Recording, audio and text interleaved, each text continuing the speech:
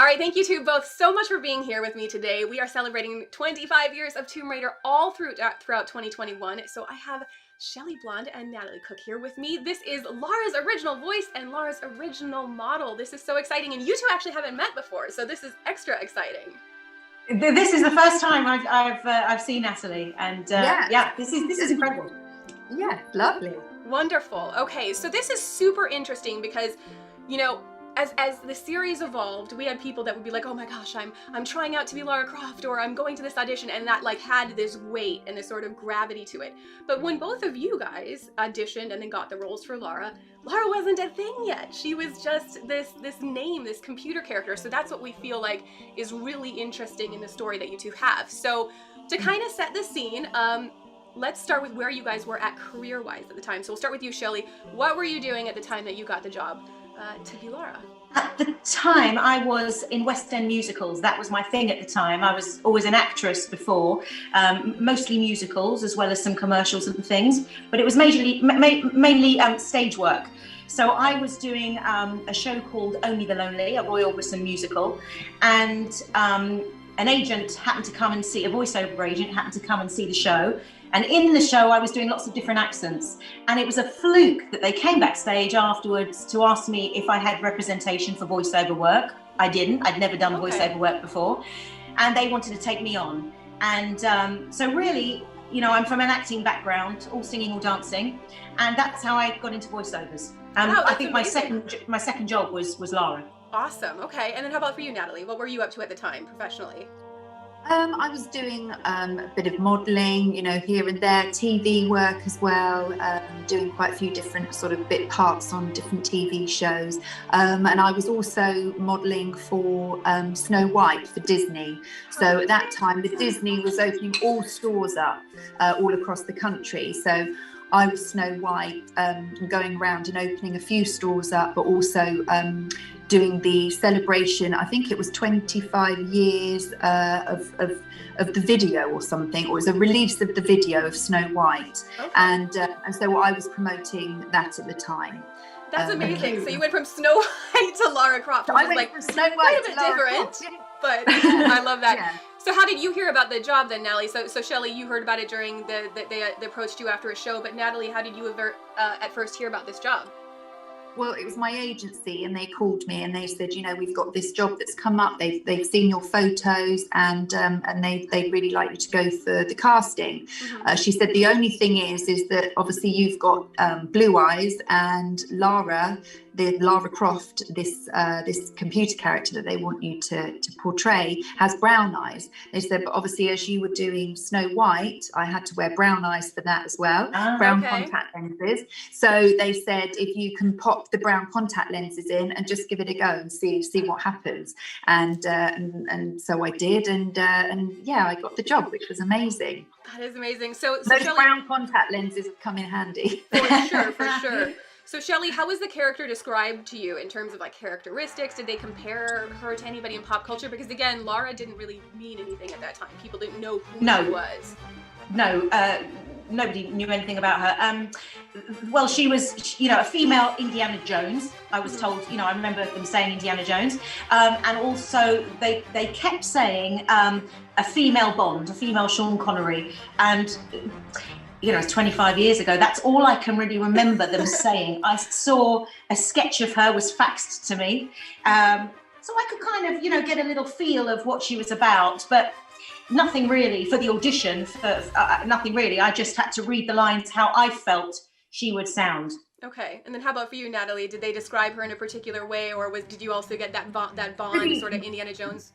Yeah, pretty similar to Shelley's. They said that she needed to be female Indiana Jones, a kick-ass character that took no shit from anyone. I love that. And which I was like, woo, I'm loving this. Because back then, obviously, you know, there was no female computer characters for a start, and it was quite a male-dominated world at that particular time. But I remember the Spice Girls being huge then as well. Yeah, so it was all about girl power. For sure. Which was really brilliant. For sure. Yeah. A lot of people actually don't realize this, but the Spice Girls in the Spice World movie, because I owned it, and I owned the Spice Girls video game because they were great. You can actually see Tomb Raider being played in their tour bus. They have really? being played. Oh, And I just look at freaked that. out when I saw that. I thought that was Yeah. so cool because that synergy, you know, they both helped create that girl power movement. It was so great. Yeah. So what was the audition process like for each of you? Shelley, you can start. Was it after that they met you at the show? Was that like it? They were like, we're sold No, on no, it, no. or did you go through it? They didn't meet me. They didn't meet me at the show. An agency booked me at the show. So they took me on, and then a few weeks later, they said, "Listen, we've had a request. We'd like you to audition for this part of this Lara Croft. We're faxing over a picture. Just, you know, take the lines that they send you." So literally, I had my, you know, I pressed play and record into my little cassette player, and I read some of the lines, "Welcome to my home," and sent it off via post, obviously, back then. And a few days later, maybe a week later, they asked to do a conference call. So it was with IDOS and Core. And they then again asked me in this conference call to say more lines, which I did. And then they told me, I can't remember if it was the same day, but after the course, pretty soon after the call, that I'd got the gig. And it was amazing for me because they'd been looking for her for so long. Yeah, it was like, you know, 6 months, trying out many voiceover artists. And it was thrilling to get a job. Obviously, I didn't know what it would entail and that she'd be around 25 years later, but it was thrilling to get the job. That's amazing. And how about for you? What was that process like, Natalie? Did you have to do anything physical, like any sorts of, like, I know stunts probably would have been a little extreme, but how do you embody her and show that? Yeah, well, I went to the casting. When I arrived, there was loads of models there, and I did think to myself, "I'm not getting this job." You know, there were so many that fitted the bill.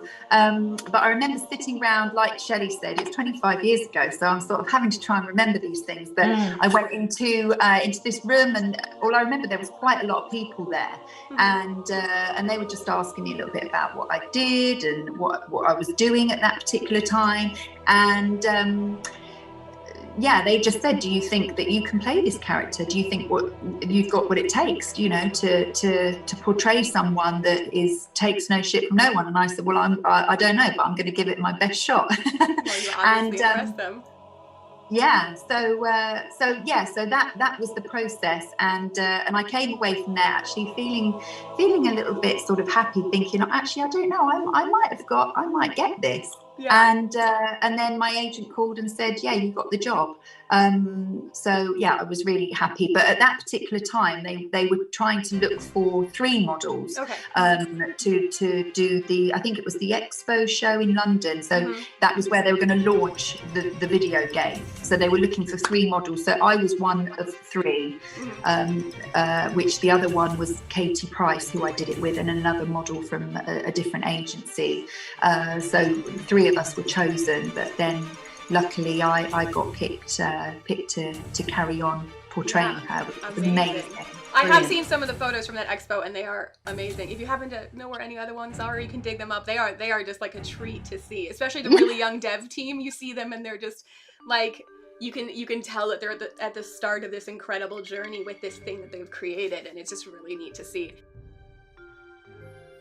Shelley, we're going to talk just about your career for a bit, and then Natalie will come back to you and talk specifically about yours. But so Shelley, you were saying that this ended a 6-month search for Lara. So one of the interesting things that I remember is that, you know, obviously she started as Lara Cruz, and Toby Gard had this quote about how they wanted to move her to become Lara Croft and make her, you know, this quintessentially as British as possible. So for people in the US, like, what does that mean? What is quintessentially British, and how did you bring that to the character? Well, you know, that always confused me, because I don't think she was quintessentially British. You know, she was quintessentially very posh. Okay. You know, she was, you know, private school. She lived in a big mansion. She had a butler. I mean, I don't know many British people like that, but so I would say posh rather than quintessentially British. But she had a great education, and I think that's one of the interesting things about her, though, I was at all. The poshness, and then the fact that she likes to play in the dirt and run around with, like, you know, skeletons and dinosaurs and stuff. I think that's the interesting dichotomy of, like, the poshness with her character, for sure. Yes. And how did she's much more adventurous than me. I there's no adventure in me. I wouldn't have said, but I love that she's from this very proper background, but yet, you know, gets in there. And, no, okay. Yeah. So how did you approach the role of Lara? You mentioned when I talked to you for the book, both of you, I talked to you guys for the book, you mentioned being told to do very monosyllabic sort of talking, and you're a very bright, bubbly person, obviously. So was that difficult for you? And what do you think that conveyed? Very difficult. I almost felt like I was being, held back in chains because, I mean, she's sexy, but I wanted to make her, I thought she was, really sexy and confident, and I wanted to really portray that, but they wanted to keep her very, very monosyllabic, very, very, very safe, I felt. So every time I'd go for it, they'd say, pull it back. Oh, so I had to keep going back. But, a voiceover artist's job is to do what they, it's their baby. It's not my baby. Yeah. So I have to, give them the voice that they want for the character, not what I want. Mm-hmm. So even though I would have added more oomph and personality, I don't feel she had much personality. I would have done that. I've got to deliver what they want. And, at the end of the day, that's the job. And so what was your impression for why they gave you that direction? Was it that she's like a straight shooter and just to the point and not distracted? Absolutely. Okay. All right. No mucking about. She's got no time for anything, fluffy and fancy. She wants to get straight to the point. She shoots from the hip, in and out. I also figure she spends a lot of time alone and like with she's alone creatures. So like maybe her conversation skills were just developed at that time. I don't know. Yeah. I like that. So I remember you saying it only took 5 hours of recording. So 25 years later, we are sitting here talking to you about 5 hours of recording for this character. That's pretty incredible. So, like, what was that session like? Who was there, and how much guidance did they give you while you were there? I know that there would have been about 4 or 5 people there, as well as an engineer. Mm-hmm. But I can only remember Nathan. Nathan McCree, who wrote the beautiful music to it. And he was saying a lot, actually. He was giving a lot of direction, but again, it was always they'd ask me which line to say, and then they'd say pull it back, or do a bit more, or a bit more sarcastic, or now do it like she's hurt, or now she feels bad for him or something. But it was a continuous bring it back. But I had to have in mind the whole time, monosyllabic, just deliver it. Until you get to the end. So you mentioned that like the more vocal intensive bits, and this is interesting because I do for the studio, I do temporary VO for Lara a lot of times as we're trying to work through the script. And so like at first I started very timid, and like eventually I started kind of trying to do like the actual like the more exertion sounds. Is that what you guys call them? Yeah. Yes. They are very intense on your throat. So you had to save them for the end at these sessions. And, yes. And if this was your Whenever I do that sort of a thing, I always say, can we leave this to the end? Normally they'll say, we're going to do that at the end because we know that's the hardest bit. So, you get all the soft stuff out the way. But then sitting there, majority of the time was, and it's very taxing, and, having to go, no, 400 times. And it's a little bit embarrassing as well in a room full of men when you're going, that's, so it's a bit like, and they can see you because you're always behind a glass screen and you're,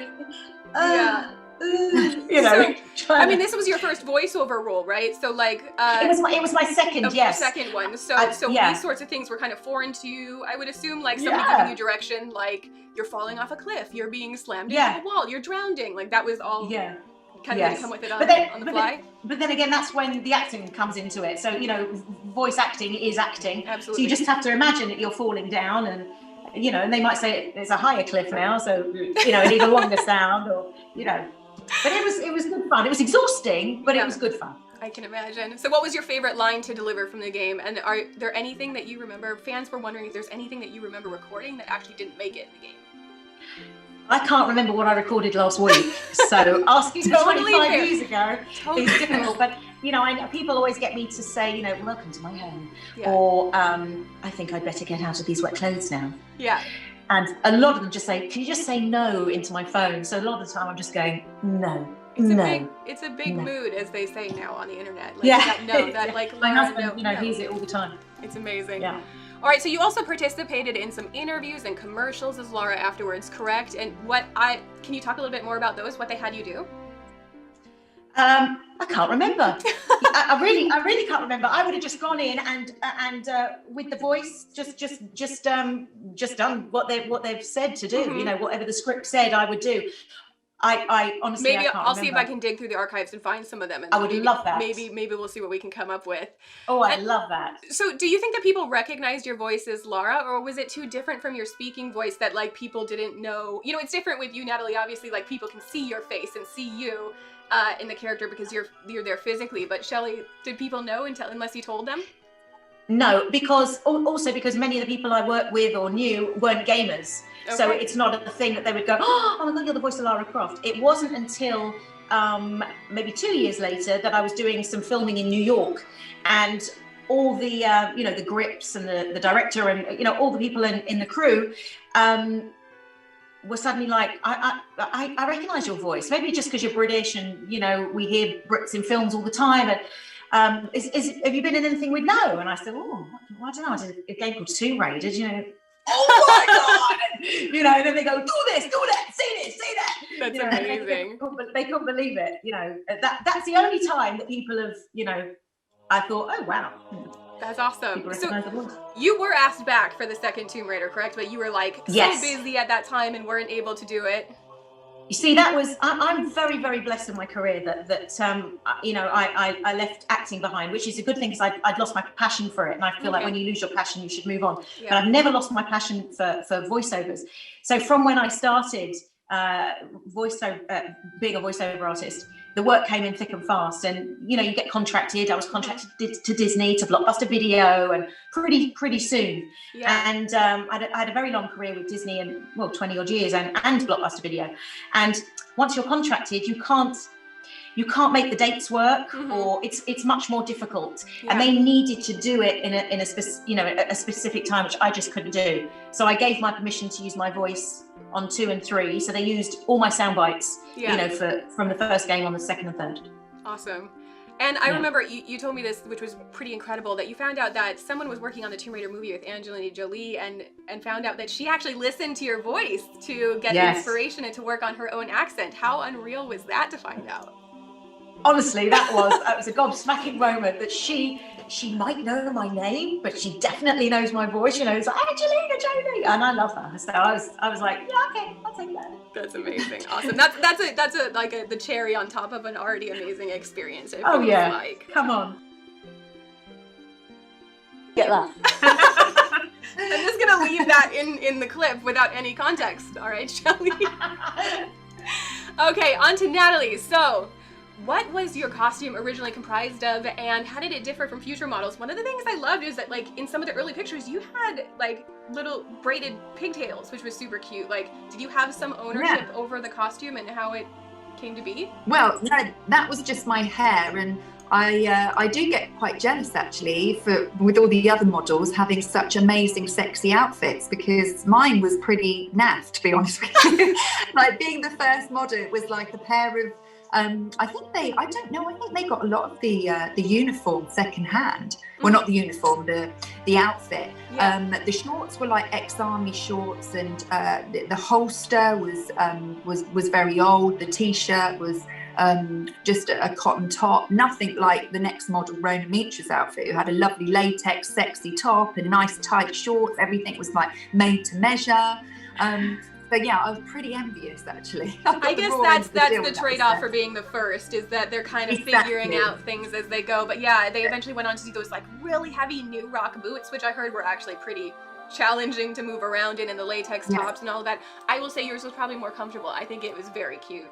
But I can understand, like, there is I can imagine it got quite sweaty, but... So how did you feel in it, though? Like, was this one of the first times that you had done something modeling that was a bit more a character that was a bit more, like, physically powerful and confident like that, and maybe even a little bit aggressive? What did it make you feel totally stuff like different. Her? Yeah, totally different to obviously Snow White. It was like one extreme to the other, really. Yeah. But it was amazing to play a character that was like all about girl power, and didn't take no shit from no one. I really did enjoy playing the character. I was told that I had to act a certain way, and I definitely did. I'm curious, actually. So we hear all the time about how, many of like the young men and gamers and stuff like loved seeing Lara at the conventions and got so excited. At that point yet, had you had many like young women or girls come up to you and get excited about the character, or did that come a little bit later? Because like for me, I saw Lara and was just like, I fell in love with her. And so later. Yeah, there wasn't, I can't recall any female fans actually when I first started doing it. About 5 years ago, the 20th anniversary, I went to Manchester, the cosplay there. And there was a lot more female fans coming up, probably equal to the men. A lot of the girls coming up dressed in her outfit, which was really lovely to see. It is. And I actually love that now, like, there's actually a lot of male cosplayers who cosplay as their versions of Lara too, which is just wonderful because it's like they're embracing the love for the character and being empowered by her, no matter what gender they are. So that's wonderful. So your first job was at the European Computer Trade Show, you said, in 1996. So what did they have you do? Like, people didn't know who Lara was, so were you speaking to them and telling them about the game, or was it primarily just posing for photos and stuff like that? Mainly posing for photos. They just wanted us to run around, pretend to shoot people, act really moody, like we were pretty untouchable in a way. You come in and I'm going to shoot you dead sort of thing. But we did have a lot of people that come up and said, who are you? What are you doing? And, so we explained a little bit as much as what we were told, the character that we had to play. So that was about it. A bit like Shelley 25 years ago. I can't quite remember too much about it, but I do remember we had a lot of fun. So that's interesting. You were allowed to speak as Lara then, or so on, because the later models until I think Legend actually were not allowed to speak as Lara, and if they ever had opportunities, like the voice actress would actually like be behind stage speaking or something. Like they actually were not. They were told to not speak as Lara because they didn't want that disconnect between the voice actress and the model. So that wasn't an issue yet. Again, they were kind of figuring out how things would work. Yeah, not back then. I wasn't told that I wasn't allowed to speak. But if I did, it was very blunt, short answers. Embody her. I love that. I think at the time, a lot of guys were a little bit scared. They were like, who is this character like running around with guns in a holster sort of thing? I mean, it wouldn't be allowed now, to walk around with guns and whatnot. And I think a lot of the male fans were really interested in the guns. A lot of cosplayers. I'm not sure it was the guns. Actually. I'm going to put that out there. Cosplayers have gotten creative over the years as the restrictions on like props and stuff at conventions get a little bit more tight. So they'll either print out like cardboard versions that look low poly, kind of like the original, or I've actually seen a Lara walking around with bananas, which I think is kind of funny. Just like 2 bananas in her holsters, and it's like, well, run with the rules. Like, you're adhering to the rules. That's fine. Like, they're a little less intimidating, but pretty funny. So so you said that after this initial gig, you ended up doing more of the face of Lara stuff as kind of like the premiere model there. So what kind of stuff did you do? I think you said store openings and launch parties and all that. That's it, yeah. Mainly the game store, which is quite a big chain of gaming stores around the UK. The Virgin stores were quite big then. HMV, I used to go around and promote the game. Do you remember? Yeah, and promote the game, and they get me to play against, the fans, which I was really useless at, which didn't go down too well, but I'm not techno at all. So that was sort of thing, and photo shoots, and I did do a commercial as well, which was amazing fun. They had an expert in arms that taught me how to use a real gun, because I had to fire real guns. It was all a little bit scary actually, and daunting. So that was great. And they also got someone in to be my stunt double that could do backflips and all things like that. And it was a commercial that they used in the cinemas before films and everything. So that was, I remember going to the cinema. I can't remember what I was watching, and then my commercial came on. So that was amazing. That has to be so cool. I don't think that we have that in our archives. That is like my mission to try to find it, unless you have it. Well, do you know Ash? I do. Yeah, I'm I need sure to ask him for it. Like, I feel like I've seen it, but we don't have it on our channels. But definitely, I'll need to find it so that people can see it, because I remember it being super cool. Like, that really was a really awesome early commercial for Lara. And then you also had this amazing story about how you almost got your dad in trouble because he had your costume in his car. You want to talk to that? Parents, I phoned my parents up. I'd just done a job promoting Lara Croft, and I said, "Oh, would you pick me up from the station?" And they said, "Yeah, we're not far away. We'll come and grab you." So they picked me up and got to the traffic lights. And my dad said, "Natalie, let me have a look at the guns that you use." So I went, "Oh, okay." Got it out, and he's looking at it, observing it all. And he was like, "Oh my God, they're so realistic." Put it back, and they dropped me home. Must have been about 2 hours later, there's a knock at the door. Open the door, and my parents are standing there with 5 police. And they said, "We need to come in and search your property." And my dad said, "They're looking for your guns, your Lara Croft guns." And I was like, "What the hell has gone on?" And apparently they were looking all over the house because they didn't believe my dad. He tried to explain the story that, hang on a minute, my daughter is a character called Lara Croft. Well, back then they were like, who's Lara Croft? Like, what are you on about? So in the end, I got the guns, I showed them. They had to radio through to this special branch. And apparently what happened is my dad fitted a description of a wanted man, and a bus driver, sorry, I forgot to say this bit. A bus driver, when my dad was looking at my guns at the traffic lights, a bus driver had seen my dad looking at this gun and reported it straight to the police. Amazing. And when my parents arrived at their home, they saw these cars parked outside and didn't think anything of it. And then the next thing, they were going to smash the door down, basically. And it was absolutely terrifying for my parents. They had to put their arms up. They're like, "Arms up, don't move." They ransacked my parents' house. Wow. And then they they had to be police escorted to my house. And found, gave them the guns. And then they said, "Okay, everything's fine. We know that they're not real and we're sorry." I do think they deserved a bit more than a sorry, because it was, my dad nearly had a heart attack. Bless him. Oh my goodness. But looking back now, it was a really funny story to tell. Again, that was at the point that saying, I know what the police say. I'd like to hear their story, like when they tell friends, we tried to arrest Lara Croft. I love that. Crazy. So that's obviously like a pretty bizarre or memorable moment, but what about with a fan? I feel like you told me at one point that a fan proposed to you. Is this true? Yeah, it was a regular occurrence actually. Most of these different things, they're like, "Oh my goodness, will you marry me?" And yeah, I did get quite a lot of marriage proposals, which was sweet, I love that. So they proposed to Lara, or did they propose to you? Well, I think it was Lara. Both. I'd like to think it was Lara. A bit weird. I love that. I love that the fans would actually obviously address you as Lara, like you are Lara brought to life, and propose to Lara, this fictional character. Yeah, that's what was so lovely about playing the part, is to see the fans' faces. Like they were like, in absolute awe. Yeah. And when they actually see you in person, they really do think that Lara Croft is real. That's a testament to you embodying her, obviously. But fans still to this day really love that we don't have official models anymore, but we hire cosplayers, because there is that moment that you love just seeing Lara brought to life, and it's just such a good feeling as a fan to see somebody embody Lara that way. So totally get it. I love that.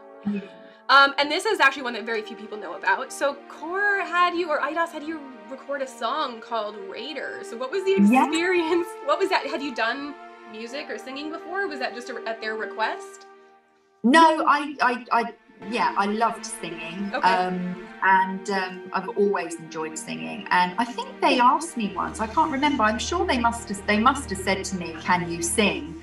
And we're interested in Lara bringing out a record." So I went for a meeting with a guy who used to be in a band called Curiosity Killed the Cat, I think it was. Him. Love them. Do you remember them? Yeah. So him and about 3 or 4 others, and they said, we want to do this song. They got a writer in, wrote the lyrics, and that was it. And the next thing I knew, I was in a recording studio. Wow. So yeah, it was great. But there was one bit in it where I had to say my name is Lara, and it was more something that you would have probably have had to say because you obviously were her voice. But yeah, it was. Yeah, I really enjoyed that. I mean, I didn't actually want to stop being Lara Croft. It was such a great job, and I was a little bit envious of all the other models because she's just got better and better each time, really. Yeah. So what happened with the song? Why didn't they release it? Like originally you had a recording of it, right? Do you know why it didn't end up making it public? Do you know what? I don't know because it was a really good song. Yeah. And I do, if I say so myself. And, I think it was great. And I don't honestly know why they didn't use it. So I'll link to it. I'll make sure that people watching have a chance to listen to it because it is great. Oh, I'd love to hear that. I feel like this was like right at the start where they were starting to realize that Lara was going to become a pop culture sort of icon, and so they're like, pop culture, pop music, let's do this. Yeah. So yeah, we'll make sure it gets its time in the light. I think it's online. We'll link to it. I think Ash has got it online, so we'll make sure that people get to listen to it and enjoy it. So last question specifically for you. You suited up again as Lara for the 20th anniversary. What was that like at a convention in the UK? What was that like? Was that just bizarre, fulfilling?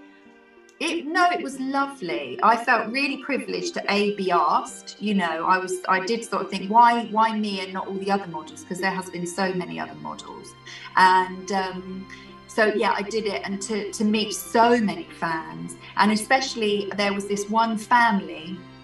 The husband and the wife had been fans of Lara Croft for years and years and years, and they had their 2 children with them, 2 little girls, and they were dressed as Lara too. And amazing. It was like, oh my goodness, that it's been carried down by, you know, the next generation now, and it's so lovely to see. And yeah, it was really lovely. It did feel a little bit strange, actually, you know, being in my 40s, putting the outfit back on and everything, managing to squeeze back into the shorts. But yeah, it was lovely. It was great. It was a really lovely thing to do and to be asked to do as well. I have heard nothing but good things about it. People said that it was lovely to meet you and they had such a great time, and I think it was a wonderful way to celebrate. So that's awesome.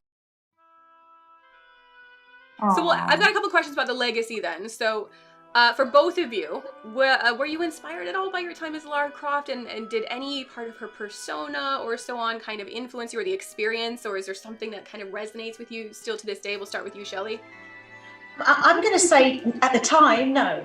At the time, I'll be honest, it was just a gig. Totally. You know, I went, you know, you do a gig and you forget about it, you know, the next day. So I forgot about it totally until a year later when I, you know, I saw her on the front cover of magazines, and, you know, it was on sale in the shop. I mean, I totally forgot about it. And not being a gamer, it just wasn't part of my my makeup, my life. So I didn't realise until I joined Twitter, I'm going to say 5 years ago, I didn't realise how big it still was. And that's been amazing to me, how much of a global icon she is, and how the franchise has continued, and how it has all ages, the people that originally started playing the games and little kids playing the games. I have a girl called Emily, I think she's 7 or 8, 7 I think, and she comes to Comic Cons and she comes to concerts and she comes to interviews, and she's obsessed with Lara, and I love seeing that, you know, all the ages, running through the ages. It's incredible. But at the time, didn't have any effect on me. Now I can see my son fall in love with Lara. I've just bought him the game for his birthday, and he lights up when he hears things on YouTube with my voice. Mummy, that's you. Mummy, that's you. You're Lara. That's amazing. And that for me is like, I love it. Awesome. That's great. How about for you, Natalie? A little bit like Shelley at the time. She didn't really have any effect on me because we didn't really know that much about her. But now, as obviously time's gone on, we know a lot more about her, and you know, she's this powerful woman that, you know, fights evil and helps save the vulnerable and the poor. And she's I think she's just got it all as a woman, and you know, that's quite inspiring actually. Definitely. She has it all. And what would you say like, now that you do know more about her and you've seen the influence, what are each of your favorite aspects of her character? We'll start with you, Shelley. I think about her character, I love her sassiness. I can't speak for the later games, obviously, and I've only seen clips of mine. But I would say, to be fair, I would say that it's her sassiness, it's her delivery. Yes, she's a loner, but she gets her stuff done. That doesn't seem to bother her. I need people around me, but she's a loner, and I love that she's gutsy and strong. But what I also love is that it's brought so many people together across the world, all ages. They're mad about her, and it's global, and I love that. She's brought so many people together. And how about for you, Natalie? What's your sort of favorite aspect of her character? Probably her confidence. I mean, she's a very confident person. She knows what she wants and she knows how to get it. And perhaps I'd like to be a bit like that myself. She's very aspirational. Like Shelley said, she's so sassy as well, which I love about her. So both of you have families with children. So what do your kids think? Do your kids think about you being Lara Croft, and not just Lara Croft, like the first on each of your sides? Now, though, Shelley, what do your family think about that? Yeah, I mean, as I said, my son is now discovering her, and to see the love, developing, and the look in his eyes when he can see in magazines and stuff, interviews with me, he can't believe it. My husband used to play Tomb Raider when he was younger, and he's 10 years younger than me. And he only found out once we were engaged that I was the voice. No way! Yeah. And funnily enough, he said to me the other night, he didn't know, it's not something that comes up in conversation, And he said to me the other night that he used to play the game, but then he got bored of it because he couldn't, get past her saying no all the time. And now he's stuck forever with me saying no. So that's quite funny. But my son loves it. Yeah, and how about your kids, Natalie? Yeah, my children are really proud, and they used to go to school and sort of say my mum was the first Lara Croft, and my eldest is now 21. So back then they didn't quite know who she was, but I used to have a few pictures up on my wall of me as Lara Croft, and I remember they were like, oh my goodness, wow, look at, they just couldn't believe it. And then obviously to see the guns, like I said, especially children, they're quite fascinated by a beautiful looking woman with guns. It's like, wow, it's all new to them. But my boys especially are really proud of their mummy being the first Lara Croft model. That is so cool. All right, well, do you have any special messages you want to share with the fans who admire your guys' work? I know, like, Natalie, you're not quite on social media as much. Shelley, you interact with fans all the time, so you probably get to talk to them very regularly. But they're probably so bored of me. But I would just like to say, as I do all the time when I meet them, thank you for the support. The love for Lara is incredible, and the fact that they support the Laras, whichever Lara they love, is a wonderful thing that she continues, this franchise continues, and her legacy continues. And I'm very proud to be Lara. Of course, I'm honoured to be the first Lara, first voice of Lara, and I'm just so grateful for the love and support. Thank you very much. Amazing. How about you, Natalie? Anything you'd want to say to the fans? Yeah, the same sort of thing, actually. Thank you so much for the fans and for believing in her and the character. And, just for always being there, really, and for having so much interest, which it's wonderful. And I just feel so grateful to have been given that job the very first time to portray the original Lara Croft. Which is amazing. So I just want to say thank you so much. It means a lot to me. Right now, what we're basically going to do to wrap up this interview is we're going to go through some of Lara Croft's favorite things. So Lara Croft has always had a pretty fleshed out bio, and it's changed quite a bit over the years, but one of her original bios had pretty much everything from like her favorite food to films and all that. So Lara's original favorite films are Deliverance and The Wrath of God. All right, so Shelley, what are your favorite films? I'm a big musical buff, and I'm an old schooler, so I love all the West Side Stories, Singing in the Rain, things like that. Those are my things. But modern-wise, I would say Django Unchained and The Notebook. Okay. How about you, Natalie? One of my favourite films is Pretty Woman, Oh, and yes, I love Goodfellas, and also, like Shelley, I love The Notebook too. It's super great. Okay, how about favorite food? So, the bio read, despite being a proficient cook from her days at finishing school, her usual food that she opts for is beans on toast when at home. So this is something that the first time I went to the UK, I was like, I have to try this beans on toast thing. What is this? And I had it, and I was like, it's definitely food. I mean, it's fine. It was fine, but I didn't quite understand the beans on toast thing. Any insight into that is appreciated.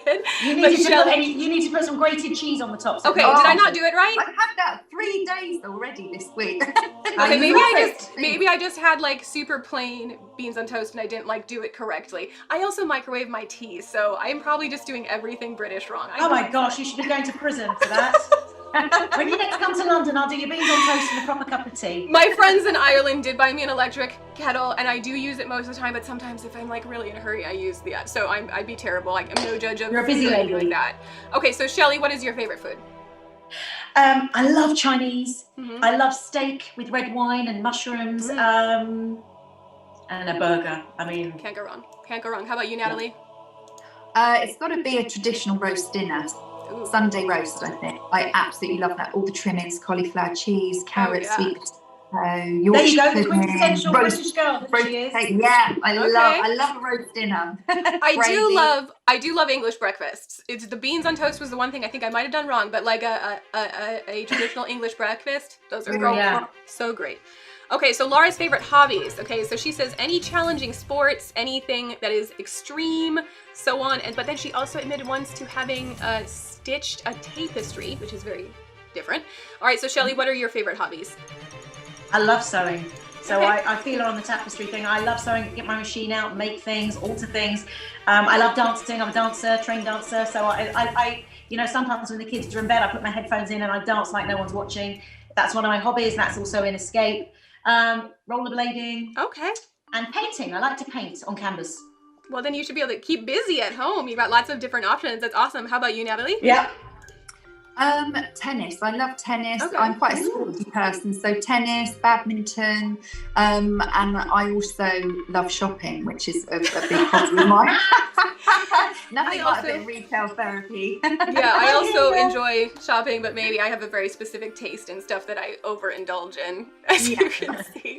All right, behind you. I know, it's ridiculous. It's ridiculous. I can't stop myself. All right, Lara's favorite heroes. So for her, all the great ancient figures who respected themselves enough to design intricate tombs to be buried in. She says nobody goes to that trouble anymore.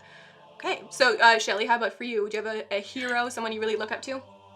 Well, I love all the people like Marilyn Monroe and, all the big old stars back in the day. But for me, it's people that can help cure people. People that really put in the time and the effort to find cures for things or help make people feel better or be better or live a better lifestyle. That's someone that can really put themselves out for others. They're my heroes. Amazing. I wish I could be more like that. All right, and how about for you, Natalie? Yeah, I feel exactly the same. I think especially at the moment, what we're all going through, the pandemic, I think, hats off to our doctors, our nurses, the scientists, everyone that's helping, keep us safe. And without them, Absolutely. 100% agree. All right, on to Lara's favorite music. So it says she was brought up with an appreciation for classical music, but also likes Nine Inch Nails, and considers it good, easy listening, and likes trance music for training. Very specific. I love like somebody wrote her bio and had this very specific, stuff in mind. So Shelley, how about your favorite music? So musicals?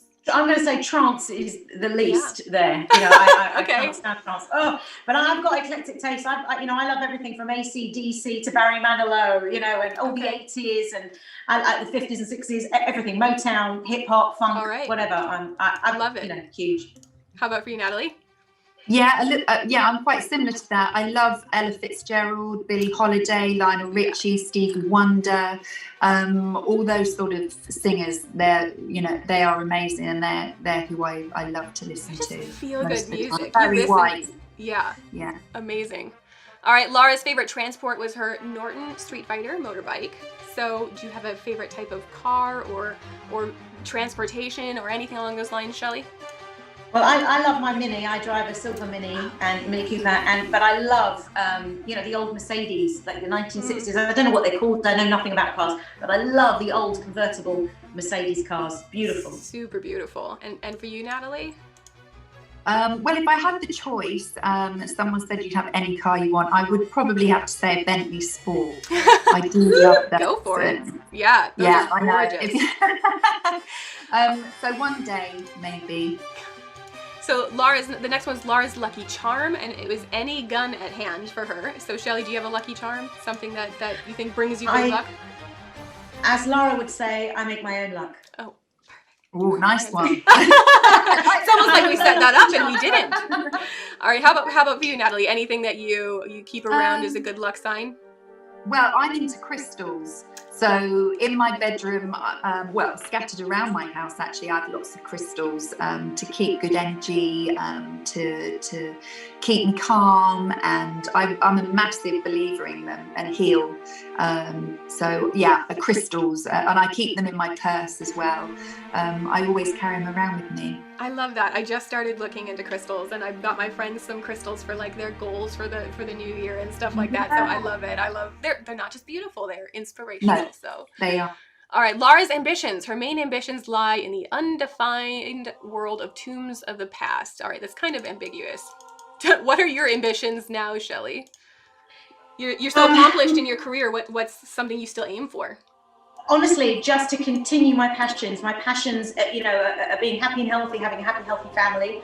Most important. But I love my job so much. I'm so blessed to be able to do it every day, and I just want that to continue because that's where my creativity lies, and that's where that's my happy place. My booth is my happy place, and as long as that continues, and my kids are healthy and we're all healthy, that's my ambition. That's it. Just love it. Be happy. Love it.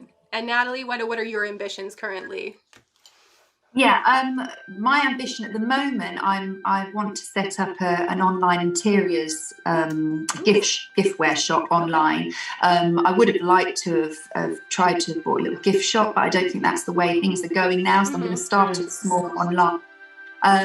But yeah, just be grateful and blessed that like Shelley, I have a healthy and a happy life, and my children are healthy, and all my loved ones are healthy and happy, and health is wealth at the end of the day. So absolutely, that's the most important thing. 100%. All right, Lara's fears, second to last one. Her aunt's corgi, which has bitten her on several occasions, and there's little she can do about it. So this is one of those funny bits of like trivia that Lara Croft is afraid of corgis, so specifically her aunt's corgi.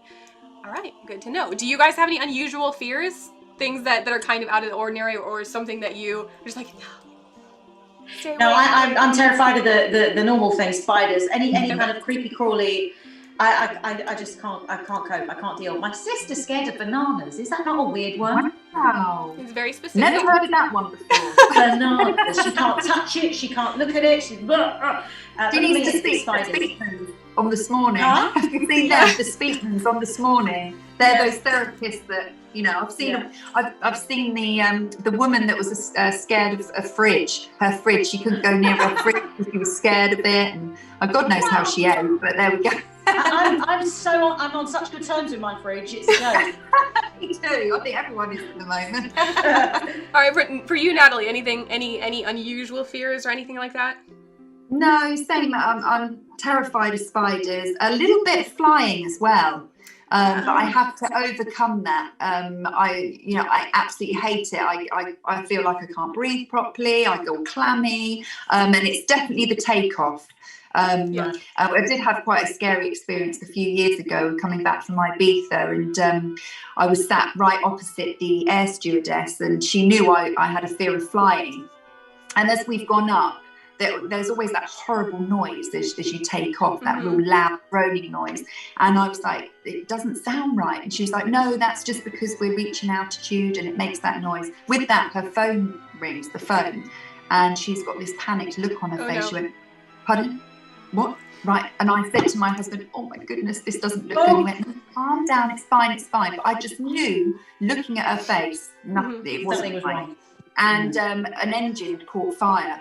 So we had to try and make an emergency landing. And I must admit, I thought that was it. I thought we were going to crash. And it was absolutely terrifying. But obviously I'm here, I'm telling the tale. But the next day, on the next flight home, the pilot that landed that flight was sat behind us, and he said he'd never experienced anything like that before. Wow. And he said there's so many buttons that you need to push, and you have to think so quickly.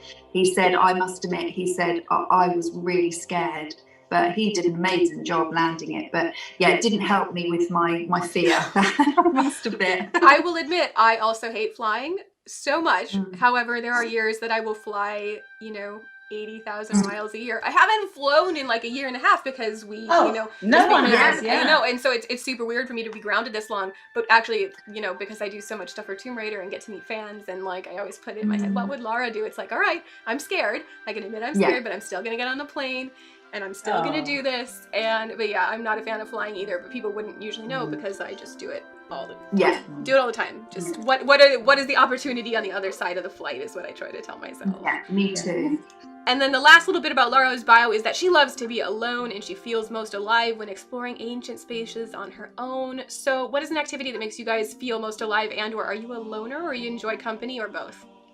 I'm very sociable. I love company. I really miss at the moment going out with my girls, for dinners. Yeah. We have girly dinners and catch-ups. I really miss that. I feel alive when I'm dancing. I feel alive when I get a great gig to voice, so that I get to do a character, a different voice to a normal promo, for example. Swimming, I feel alive when I'm swimming. Awesome. Those are a lot of great activities. How about you, Natalie? Yeah, I especially at the moment, I get my joy from having all my children around me and just laughing. Yeah. Laughing. There's a lot of laughter that goes on inside my house, which is lovely. And having them all around me and with me is when I'm the happiest. That's great.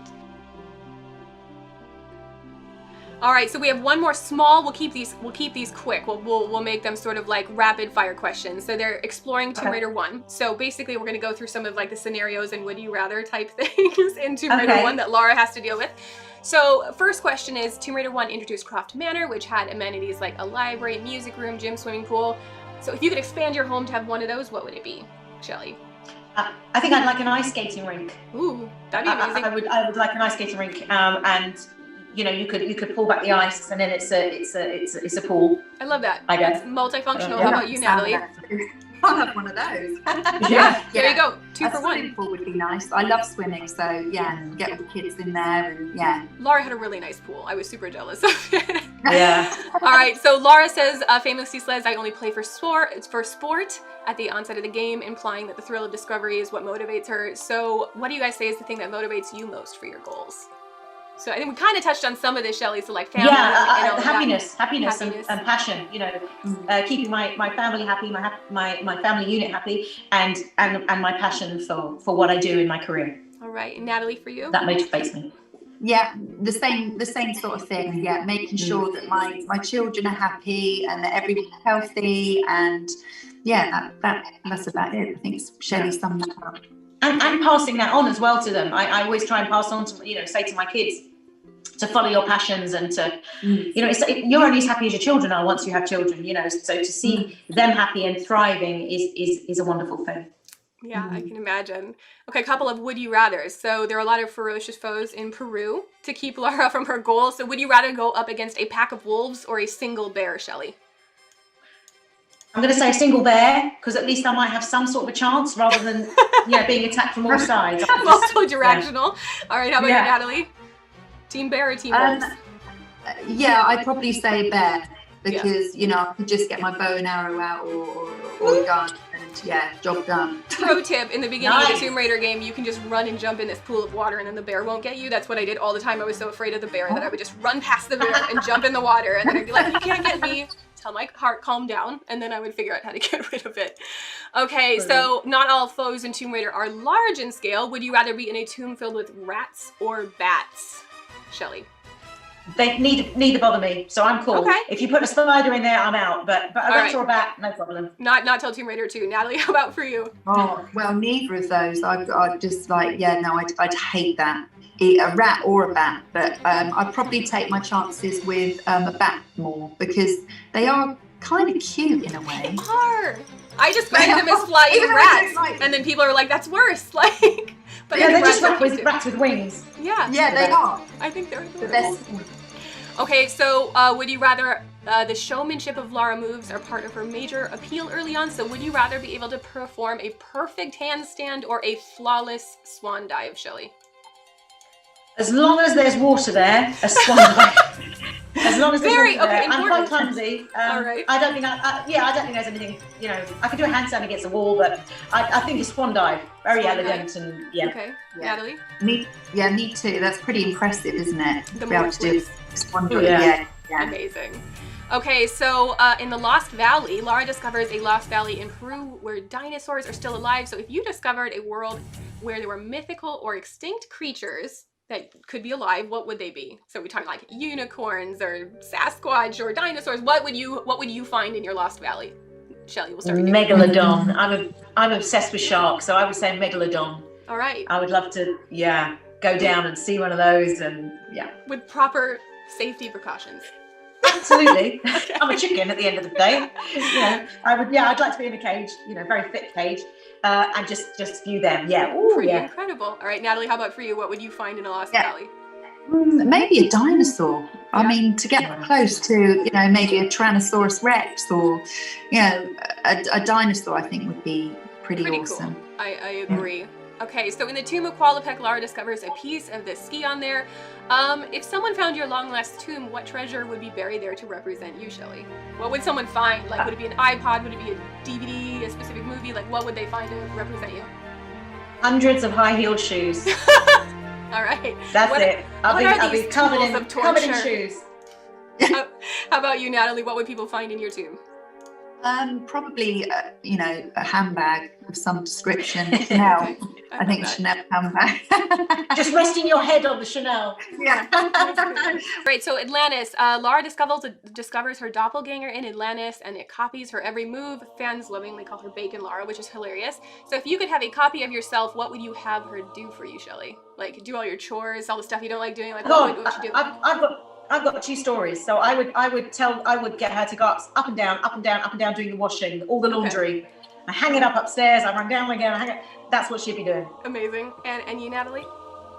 Yeah, probably putting my bins out, because even though I've got 3 sons and my husband, I seem to be the one that has to roll the bins out all the time and bring them back in and take the rubbish out and change the toilet roll when it runs out. What? Because I think, they just have empty toilet rolls hanging. No one to put a new toilet roll on. It's always left to me. It's the Picking small up things. Small things that make a difference, though.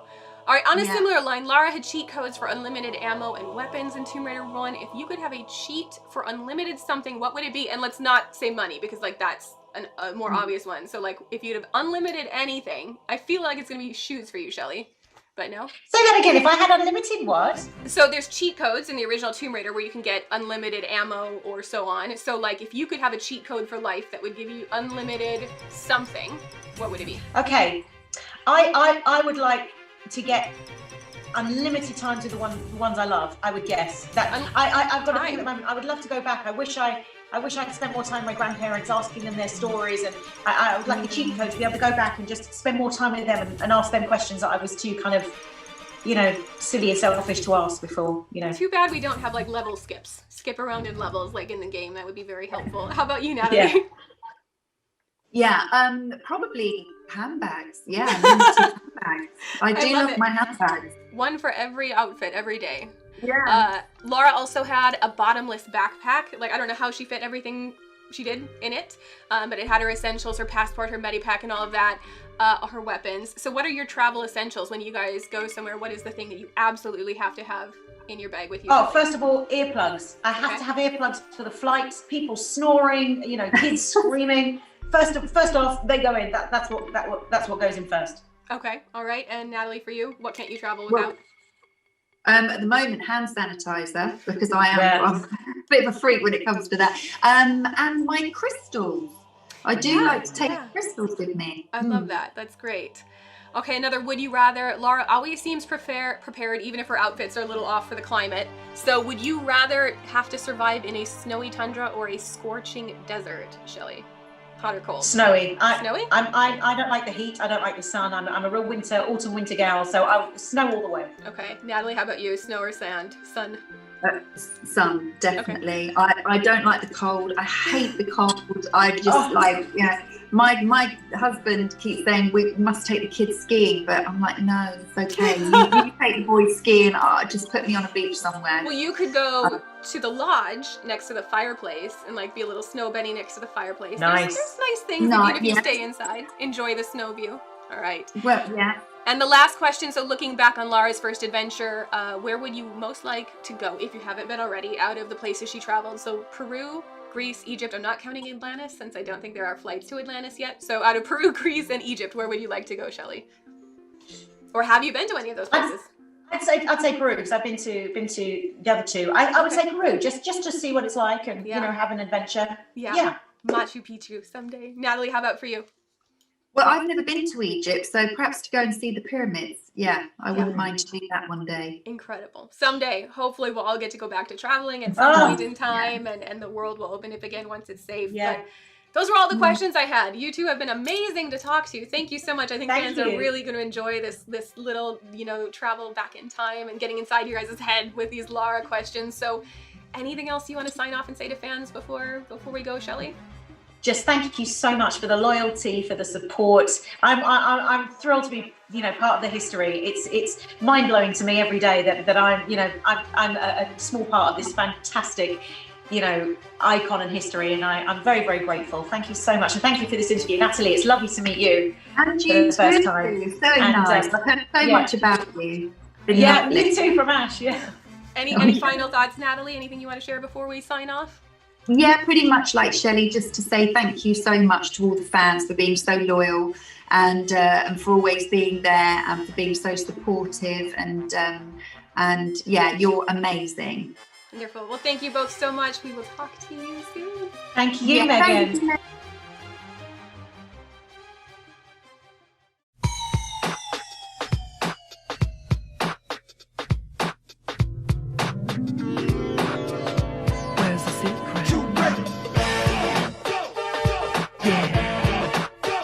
The name is Lara, okay?